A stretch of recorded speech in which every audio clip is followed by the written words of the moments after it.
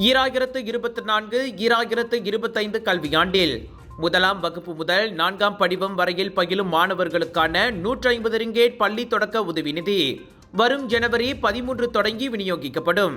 அதே சமயம் 2025-2026 புதிய கல்வி தவணையில் முதலாம் ஆண்டில் காலடி வைக்கும் மாணவர்களுக்கும் 2ஆம் பருவத்தில் நுழையும் 6ஆம் படிவ மாணவர்களுக்கும் பிப்ரவரி 16 தொடங்கி அந்நிதி விநியோகம் செய்யப்படும். 6ஆம் படிவத்தில் காலடி வைக்கும் மாணவர்கள் வரும் ஜூலை 1 முதல் அந்த உதவி நிதியை பெறத் தொடங்குவர் என கல்வி அமைச்சு இன்று வெளியிட்ட அறிக்கையில் கூறியது.